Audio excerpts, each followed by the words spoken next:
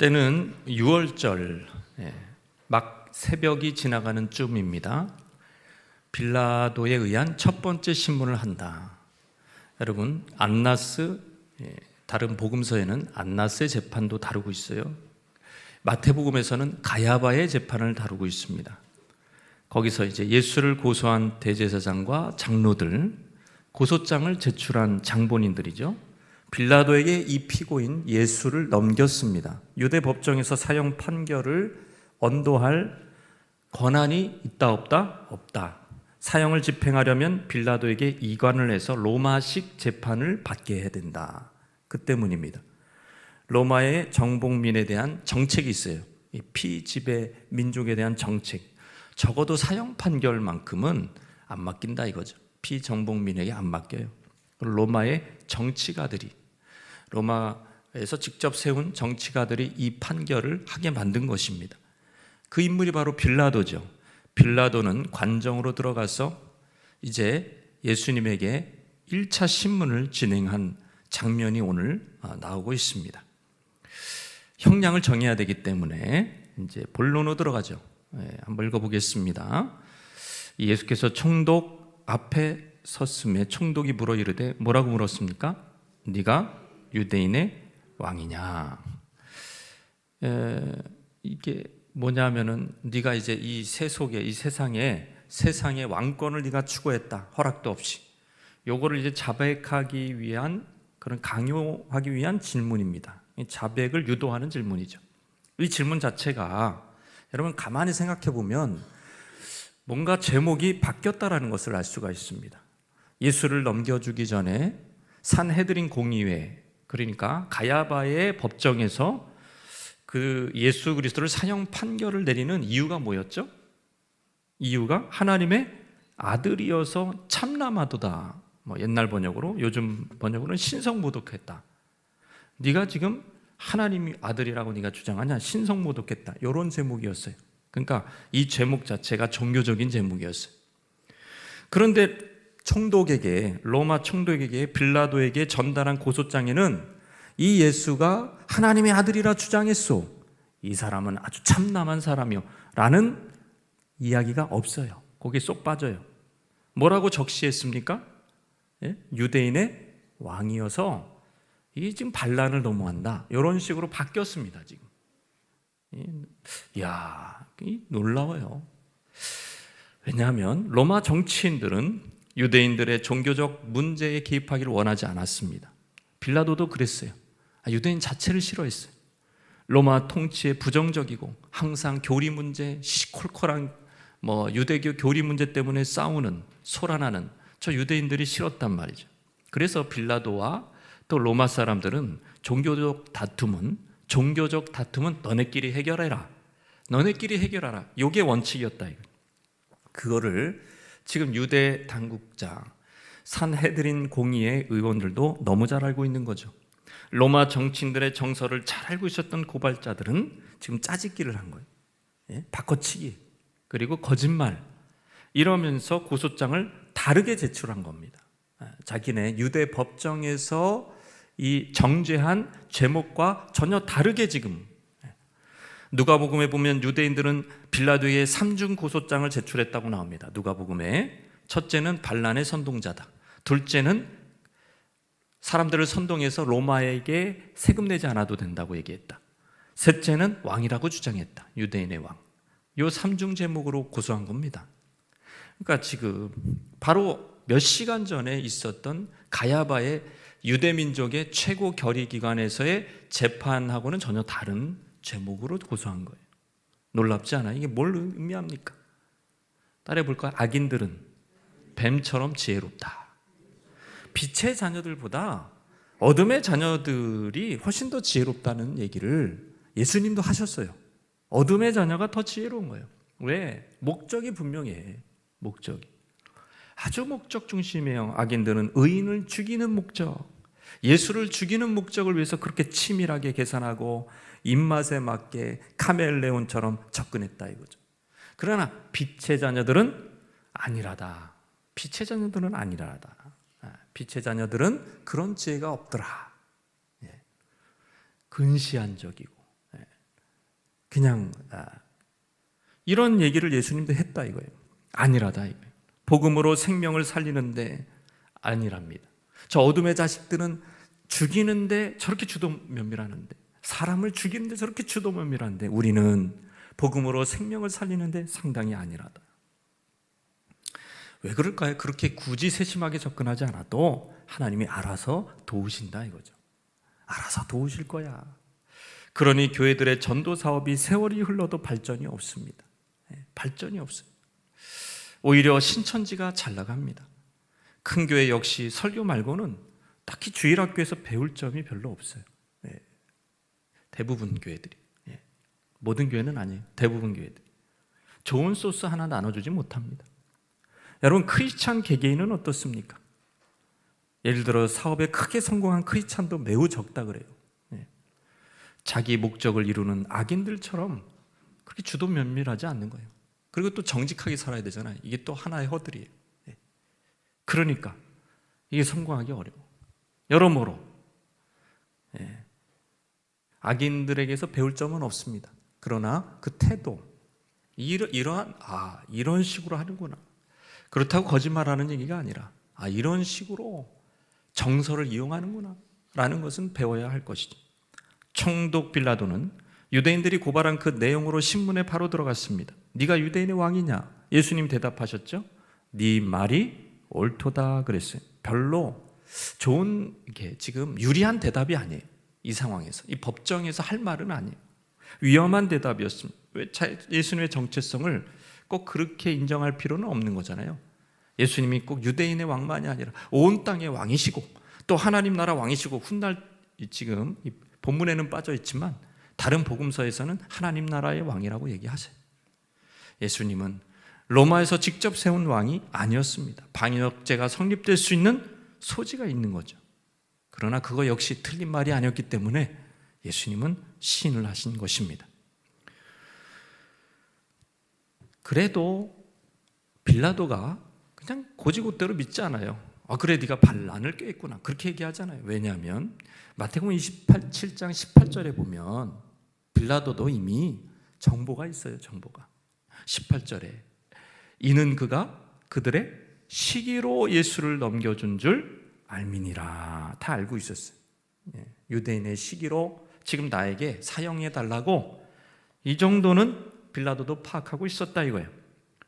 누가복음과 요한복음에서는 예수님과 빌라도가 나눈 좀 더 많은 대화가 기록되어 있습니다. 대화가 크게 진전되진 않았지만 빌라도는 여러 가지 진리를 듣게 됩니다.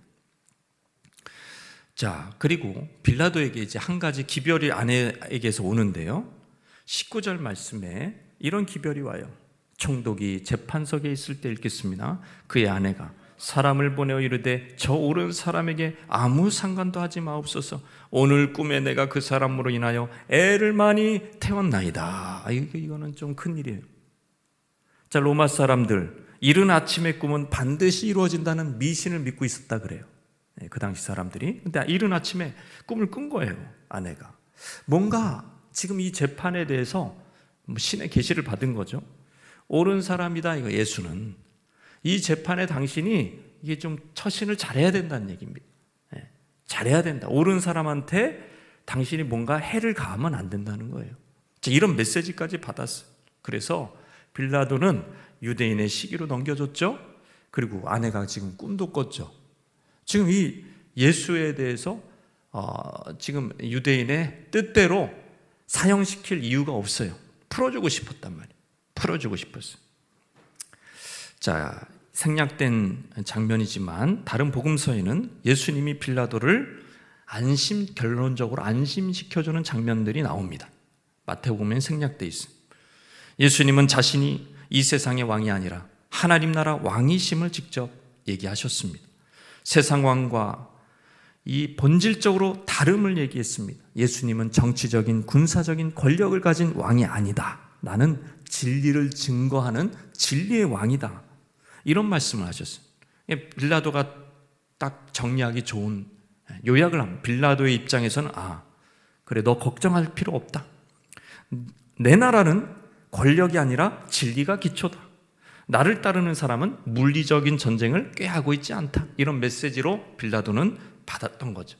그래서 더욱이 예수님과 대화를 나누면 나눌수록 이 사람을 죽일 이유가 없는 거예요. 이 정치적인 성동꾼이 아니었던 거죠. 그건 극명하게 깨달을 수 있었습니다. 그 정도는 빌라도 총독이었기 때문에. 그리고 나서 예수님은 대화가 더 이상 하지 않습니다. 침묵하십니다.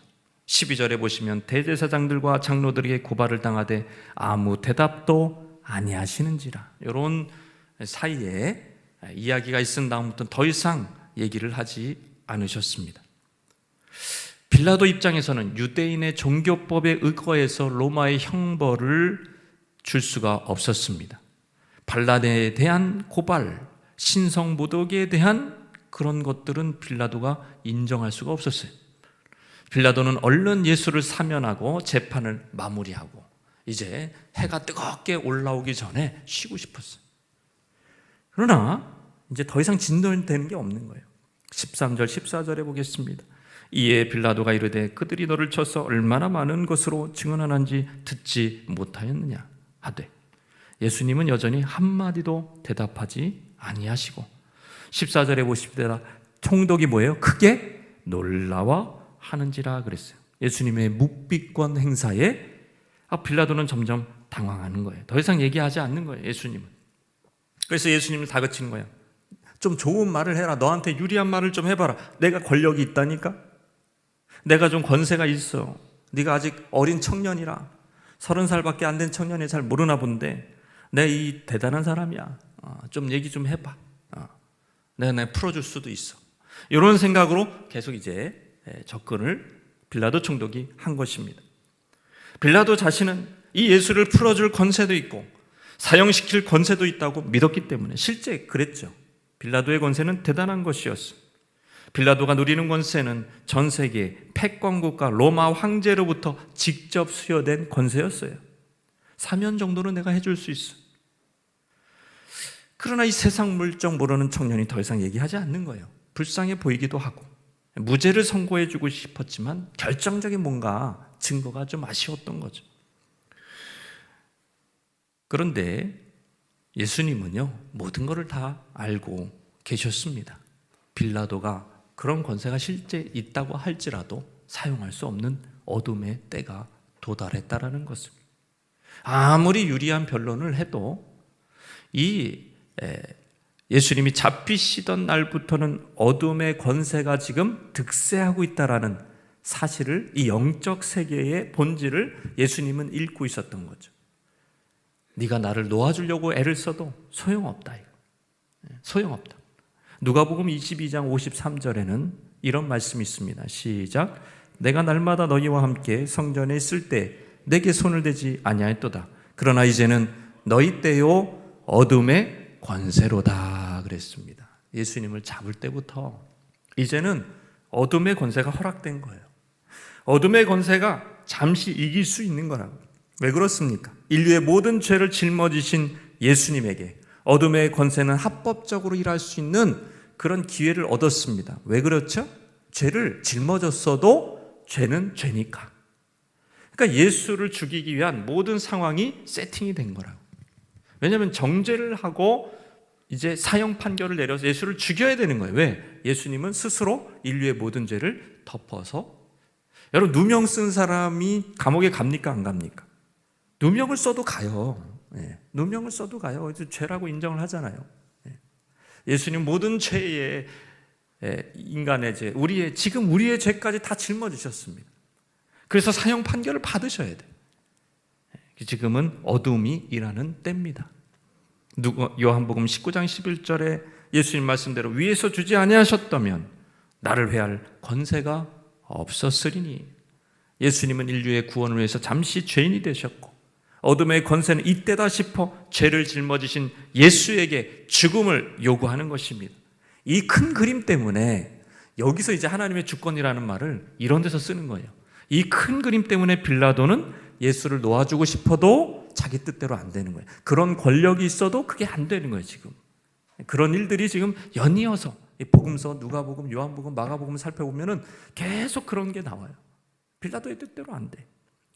빌라도 자신은 내가 유대를 좌지우지할 수 있는 권력자요, 이 정도 청년 예수는 얼마든지 풀어줄 수 있는 높은 권세자라고 믿었는데 이게 점점 그렇게 안 풀려요. 더 큰 권세가 있기 때문입니다. 어둠의 권세가 빌라도의 권세를 능가하고 있어요. 빌라도의 권세를 능가하고 있어요. 그래서 빌라도는 예수를 구하려고 아무리 애를 써도 자기 뜻대로 안 되는 것입니다. 이거를 클래스의 차이다, 영적 클래스의 차이다. 동네 축구팀 전국 단위 축구팀에게 깨집니다. 전국 단위 실업팀 한국 프로팀에게 깨집니다. 프로팀은 국가대표팀에게 깨집니다. 집니다. 한국 국가대표팀은 프리미어리그나 월드컵 1, 2위 팀에게 반드시 지게 돼 있어요. 어둠의 권세는 하나님 다음으로 최상위 따라오시다, 포식자다. 하나님의 권세 다음으로 굉장한 거예요. 하나님 다음에 2인자. 어둠의 권세가. 어둠의 권세가 지금 우리 인류의 모든 죄를 지신 예수님을 딱 붙잡고 안 놔주는 거예요. 그들의 때가 된 겁니다. 어둠의 때가 된 겁니다. 빌라도의 권세는 탁월하지만 어둠의 권세에게는 눌립니다. 이길 수가 없는 것이. 그러면 우리도 빌라도처럼 당해야 되겠네요. 어둠의 권세에게 눌림을 당해야 되겠네요. 아니죠. 그때만 그런 거예요. 그때만.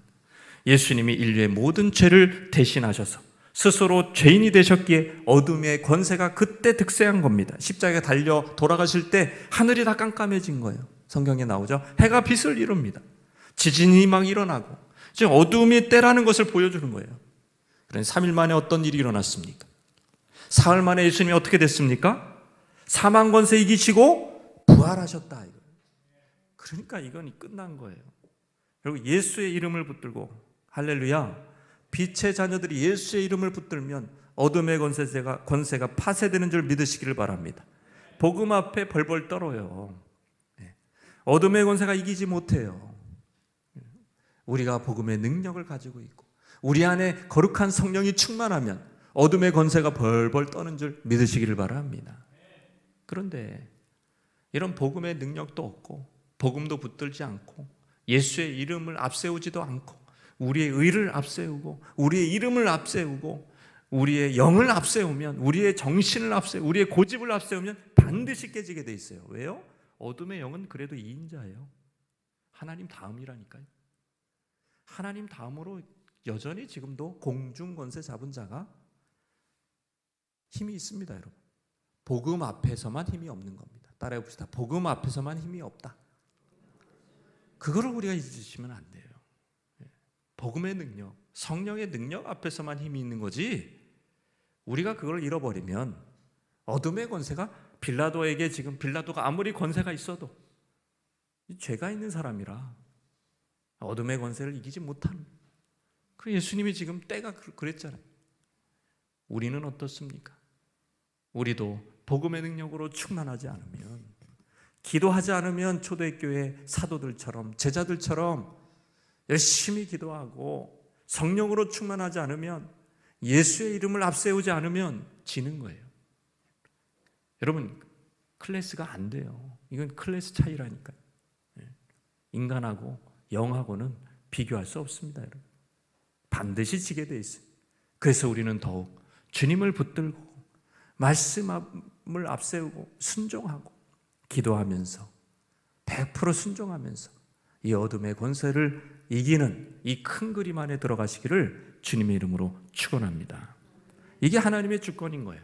하나님의 주권이라는 것이 큰 그림 안에, 큰 그림을 믿고 우리가 그 주권이기 때문에 수동적으로 사는 게 아니라, 그럼 우리 하늘 게 없네, 그게 아니고 이 큰 그림을 믿고, 그래서 예수의 이름을 앞세우고 예수의 이름을 선포하고 예수의 이름을 내가 믿고, 예수님은 나를 치료하시는 분이십니다, 예수님은 나의 공급자십니다, 예수님은 이 세상의 화평이십니다, 이런 예수의 이름을 막 믿고요, 샬롬의 예수님의 하나님의 이름을 막 믿고 나가는 거예요. 할렐루야. 이걸 적극적으로 사용하는 거예요. 그게 하나님의 주권 아래 사는 인생이지. 큰 그림 아래. 하나님의 주권이라는 분은 그것을 어떤 분이 이렇게 평했어요. 어항이다, 어항. 어항에 갇혀 있는 것 자체가, 그 물에 있는 것 자체가 하나님의 주권이라는 거예요. 고기는 어항을 벗어날 수 없어. 근데 고기가 저기 숲풀에 숨어야 될까요? 말아야 될까요? 그거 묻나요? 하나님 앞에? 네. 지금 먹어야 되나 말아야 되나 그런 거 묻냐고요. 자기 마음대로 살잖아요. 그죠? 자기 좋을 대로 살잖아요. 자기 자유의지가 있잖아요. 그 안에서, 어항 안에서는 왔다 갔다 할 수 있는 자기 자유의지가 있잖아요. 네? 자유의지가 있잖아요. 뭐 괴물 고기가 돼서 막 다른 고기 잡아먹을 수도 있고 나쁜 짓을 할 수도 있고, 예? 그렇지 않을 수도 있고, 주인이 밥 주기를 기다릴 수도 있고, 착하게 주인 입장에서 보니까 얼마나 막 물어주기고 그러면은 뭐 피라냐도 아니고 얼마나 이게 기가 막혀요. 예? 나쁜 고기잖아요. 그런 자유의지가 있단 말이에요. 그 안에서 우리도 마찬가지예요. 우리도 이 어둠의 권세 속에서 지금도 예수 그리스도를 의지하지 않으면 어둠의 권세가 나타나요. 예. 죄를 붙잡고 어둠의 때가 있다니까요. 죄를 붙잡고 어둠이 공격한다는 거예요. 왜냐하면 꼬투리 잡혔으니까. 그러나 예수의 이름을 의지하는 자는 승리하는 줄 믿으시길 바랍니다. 빌라도는 예수를 죽이고 싶은 마음, 사형시키고 싶은 마음, 눈꼽만치도 없었습니다. 그러나 지금 이게 민중의 이런 군중들의 지금 이거를 화가 났어요. 군중들이 그걸 무시할 수는 없었어요. 빌라도는 한 가지 유대인과 타협을 하려고 합니다. 15절 16절 읽겠습니다. 시작. 명절이 되면 총독이 무리에서 온 대로 죄수 한 사람을 놓아주는 전례가 있더니 그때 바라바라 하는 유명한 죄수가 있었다. 유명하대요. 죄수가 유대인들한테 유명하대요. 전국구 무슨 조폭 정도 되나 봐요. 예, 전국구예요. 지방에 있었던 사람이 아닙니다. 이 사람이. 그래서 유월절 특사 이런 사법제도 전례를 빌라도는 사용을 하기로 결정을 합니다. 경축일을 빌미로 로마의 죄수들을 사면하는 그 제도를 이용하려고 합니다. 유월절 특사, 광복절 특사처럼 그렇게 해가지고 유대인들에게 결정권을 주는 거예요. 선심을 쓰는 겁니다. 그러면은 당연히 빌라도 생각에는 저런 나쁜 놈은 아니라 그래도 이제 대중의 인기가 있었잖아요. 지금 며칠 전에 예루살렘으로 입성할 때 막 종려나무 흔들면서 예수님 환영했던 그 수많은 군중들 빌라도도 알고 있었어요. 그러니까 이 둘 중에 택하라 그러면은 적어도 예수를 택하겠지. 이런 생각으로 제안을 한 거예요. 그런데 어떻게 되었습니까? 누가 너희에게 누구를 놓아주기를 원하느냐? 17절에 바라바냐 그리스도냐 하는 예수냐. 빌라도는 확신이 있었어요. 야, 이걸 딱 꺼내고 너희들한테 선택권도 주고 예수도 나도 살리고 이런 이제 굉장히 이제 의기양양하게 이렇게 꺼냈는데 자기의 의도대로 안 되는 겁니다. 왜? 이미 선동을 당했어요. 대중은. 여러분, 이 대중이라는 것이 선동당하기 딱 좋아요. 이미 대제사장의 수하들이 다 이게 말을 넣어가지고, 그러니까 저 사람이 대제사장의 수한지도 모르는 거예요. 모르는데 막 거기서 바라바라 막 이러고 있는 거예요. 예? 그러면서 막 예수에 대해서는 막 욕을 하고, 이게 몰라, 섞여 있으니까. 그러니까 다 넘어갑니다, 여러분. 예. 다 넘어가요. 공산당처럼 다 그렇게 되는 거예요, 그냥 공산당처럼. 예. 다 유지를 다 죽이고, 지금 불평등한 사회고, 막 그렇게 이제 다 섞여가지고 그렇게 얘기하면은요, 너나 나나 그래야지. 예. 그렇게 된 거예요. 빌라도는 유대인의 정서를 충분히 이해하지 못했고, 대제사장과 그 무리는 잘 이용해서 이 판을 엎어버린 겁니다. 이미 다 준비하고 있었어요. 20절 21절에 시작. 대제사장들과 장로들이 무리를 권하여 바라바를 달라 하게 하고, 이 종들이 그런 겁니다. 종들이 다른 복음서에 보면 예수를 죽이고자 하게 하였더니 21절에 총독이 대답하여 이르되 둘 중에 누구를 너에게 놓아주기를 원하느냐 이르되 바라바로소이다. 그래서 빌라도의 바라바 석방 계획은 실패하고 말았다. 이미 이 빌라도보다 더 앞서서 이 대제사장 그룹들이 일하고 있었다. 이미 다 준비하고 있었습니다. 수를 다 읽고 있어요. 빌라도의 수를 다 읽고 있어요. 가스라이팅 당한 유대 군중들은 바라바라, 이 사람이 아니라 바라바라. 능수능란하게 대처해서요, 6월절 특사 후보에서 당연히 되어야 할 리스트에 올라야 할 예수는 낙마하고 이 전국구 강도 조폭은 합격을 했습니다. 여러분, 이것이 성경의 이야기예요. 빌라도는 무엇을 놓쳤습니까? 역사적인 죄인이 되고 말았어요. 자, 이런 돌이킬 수 없는 길을 계속 갔던 이유가 뭐예요? 물론 어둠의 때긴 한데 본인의 손을 거쳐서 이런 일이 벌어지는 이유는 빌라도에게도 죄가 있기 때문에 그래요. 그 어둠이 있기 때문에 그래요. 빌라도의 어둠이 뭡니까? 둘 다 만족시키려고 그래요. 예수도 살리고 싶고 사람들에게도 만족을 주고 싶고, 그래서 군중에게 이렇게 성난 군중을 잠재우고도 싶고, 이렇게 동일선상에서, 여러분 하나님의 일과 인간의 일을 이렇게 동일선상에서 보면은요 100% 사단에게 당합니다. 동일선상이 아니죠. 우리가 선택을 할 때 이렇게 빌라도처럼 역사적 죄인이 안 되려면 하나님하고 이 사람의 일하고 동일선상에 두면 안 돼요. 하나님을 기쁘시게 할까? 사람을 기쁘시게 할까? 이게 어떻게 같은 선상에서 있습니까? 한번 생각을 해보세요. 여러분이 한번 옛날로 돌아갑시다. 왕의 신하가 있습니다. 왕의 신하가, 일국의 왕의 신하가, 왕도 내가 기쁘게 해주고 싶고 친구도 기쁘게 해주고 싶어. 왕도 기쁘게 해주고 싶고 내 후배들도 좀 기쁘게 해주고 싶어. 이런 신하가 있다고 생각해봐요. 이런 사람은 나중에 비극을 맞이할까요? 아닐까요? 비극을 맞이하죠. 어떻게 왕도 기쁘게 해주고 다른 이 수준이 같아요? 신하는요, 왕만 기쁘게 해줘야죠. 왕만 기쁘게 해주는 게 그게 신하 아닙니까? 제가 왜 이 얘기를 하냐? 사도 바울이 그랬어요. 내가 하나님도 기쁘게 하고 사람도 기쁘게 하는 그런 사람이었으면 그리스도의 종이 아니니라. 그리스도의 종 될 수 없죠. 하나님에 대한 고려 없이 이웃에게 만족을 주는 것은 절대 선이 아닙니다. 하나님과 인간의 일을, 하나님의 일과 인간의 일을 동일선상에 놓을 수 없다 이거예요. 이거는 전혀 다른 얘기예요. 내가 좀 하나님도 기쁘게 하고 이것도 이렇게 같이 할 수 없을까? 그런 일은 안 생긴다. 오직 하나님께만 기쁘시게 하고 하나님께만 영광 돌리는 저와 여러분 되시기를 바랍니다. 동일선상에 두지 말아요. 우리 착각하면 안 된다. 둘 다 만족시킬 수 없다. 빌라도는 믿음이 없었기 때문에 그 정도까지는 할 수 없었다. 항상 자기 입장을 고려하고 이것도 좀 됐으면 좋겠고 이 불쌍한 청년도 좀 살렸으면 좋겠고 이런 식으로 접근해서 영적인 일이 이루어지지 않는다.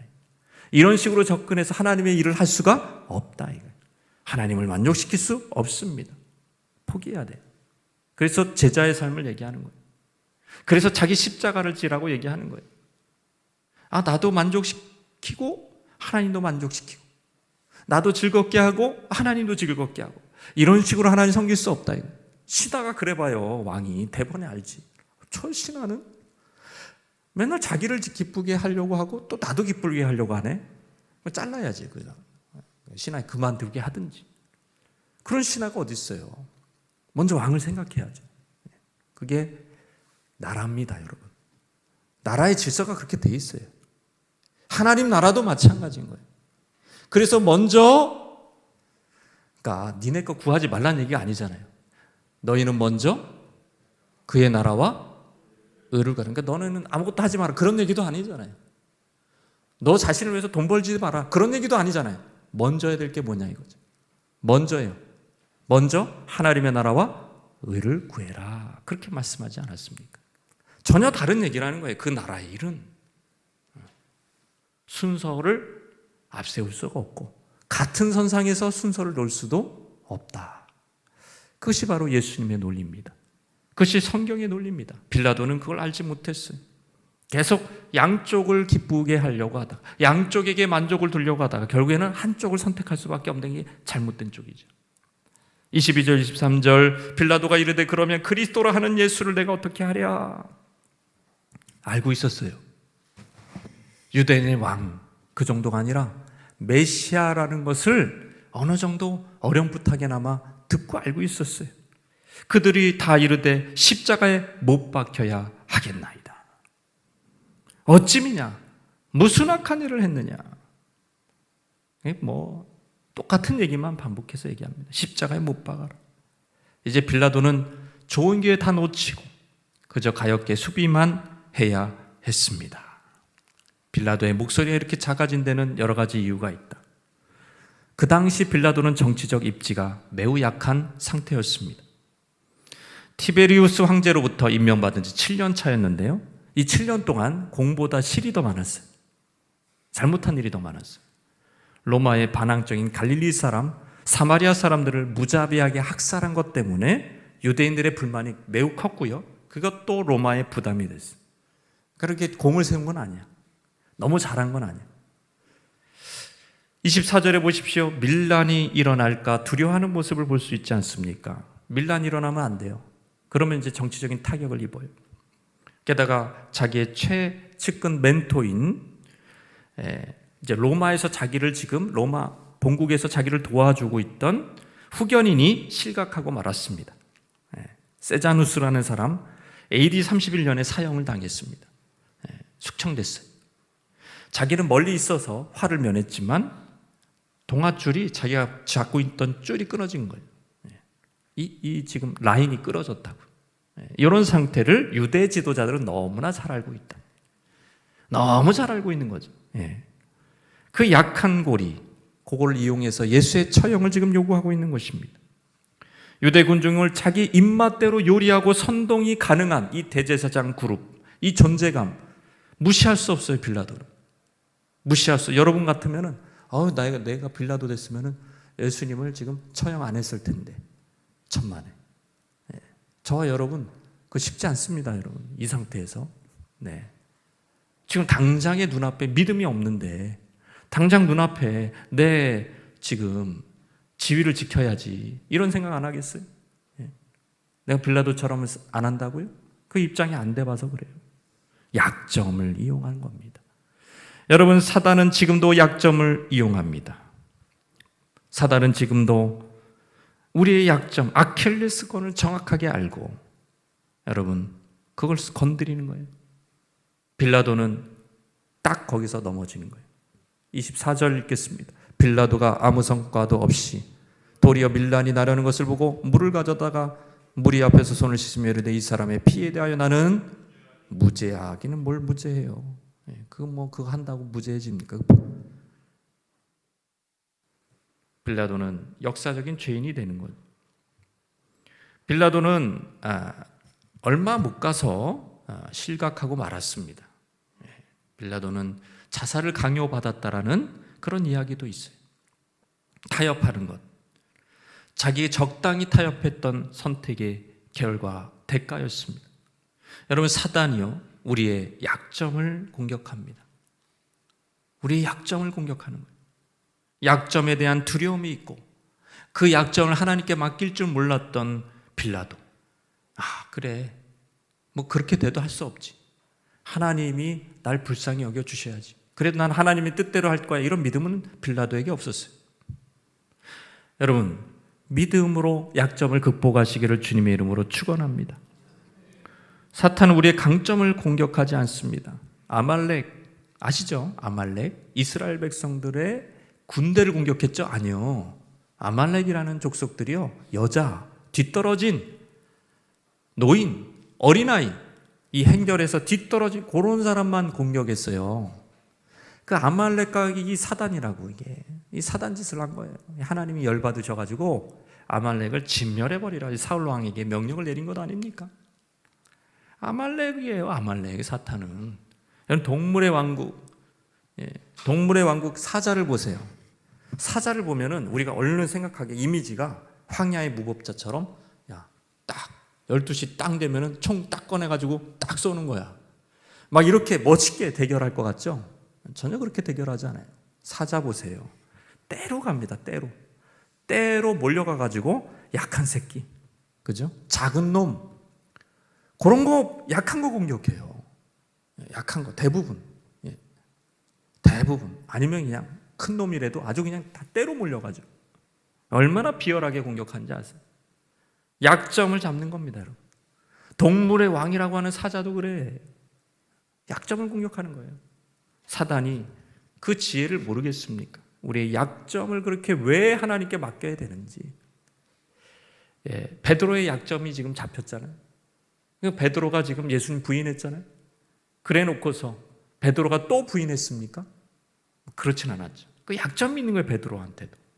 그렇게 뭔가 이렇게 결정적인 뭐가 있는 거예요. 사람의 눈을 의식하는 뭐가 있는 거예요. 쉽게 외식하는 뭔가 있는 거예요. 그래서 한 번 걸릴 뻔했어요. 또 베드로가 나중에 성령 충만했지만 한 번 또 실수할 뻔했어요. 좀 실수를 하긴 했죠. 여러분, 그게 약점이에요. 베드로의 약점. 이게 좀 유대인들이 어떻게 나를 생각할까? 뭐 이런 거 있잖아요. 사람들의 이목에 대한 거. 그러니까 사람들의 이목에 대한 것에 대한 뭔가 두려움, 이게 베드로의 약점이다. 그래서 예수님 부인한 거고요. 나중에 외식 한번 해요. 외식하는 거. 그 외식이 아니고 있어요. 그게 설명하면 깁니다. 물러갑니다. 유대인들 친구가 온다는 얘기 듣고 이방인이랑 밥 먹다가 물러간다니까. 그렇게 하면 안 됐는데 바울한테 혼나잖아요. 약점이 있어요, 여러분. 그 성령 충만한 베드로에게도 약점이 있어요. 그런 것들을 가리기 위해서 우리가 또 그런 것들의 보호를 받기 위해서 우리가 주님 앞에 나가는 줄 믿으시길 바랍니다. 치명적인 약점이 있다. 그런 부분에 대해서 하나님께 맡길 수 있느냐? 어떤 약점이 있습니까? 건강에 대한 약점이 있습니까? 사람들의 이목, 이거 너무나 두려운 베드로처럼 그런 약점이 있습니까? 정치적인 어떤 입지에 대한 약점이 있습니까? 어떤 말에 대한 상처에 대한 약점이 있습니까? 뭐 돈에 대한 약점이 있습니까? 재물에 대한 약점이 있습니까? 관계에 대한 약점이 있습니까?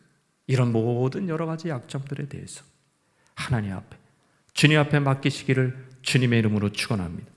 맡겨야 돼요. 패배한 그런 빌라도의 모습 오늘 묵상하시면서 이 어둠의 때가 다가올 때도 살 길은 있다. 어둠의 때가 다가올 때도 우리가 믿음으로 반응하고 순전한 믿음으로 하나님 앞에 나아가시고 그리고 뱀처럼 지혜롭게 대처하시고 얼마든지 승리할 수 있는 길이 있음을 우리가 생각하고 주님 앞에 나아가십시다.